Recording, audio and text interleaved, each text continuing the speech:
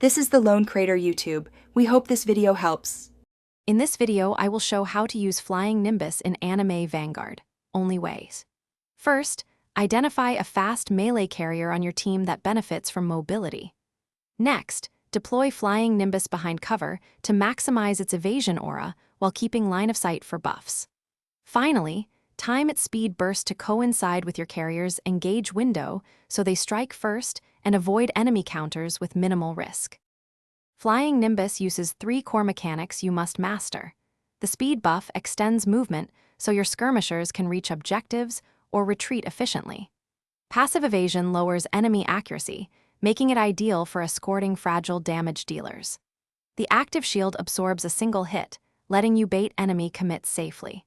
Combine these mechanics to create openings and force opponent misplays while preserving your key units for decisive turns.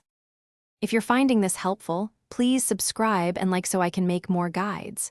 Quick recommendation: the Echo Dot smart speaker fills the room with clear sound, perfect for hearing every clash while you strategize. It pairs easily and won't distract your focus. Check the description for the link and other deals to grab one. Thanks for the support. Now let's get back to the video. Play Nimbus as a force multiplier rather than a frontliner.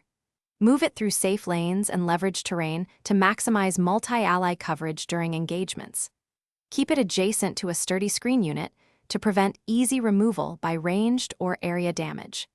If opponents bring crowd control tools, bait those abilities on expendable units first, then follow with Nimbus to punish overcommitment and turn attrition into tempo for your team.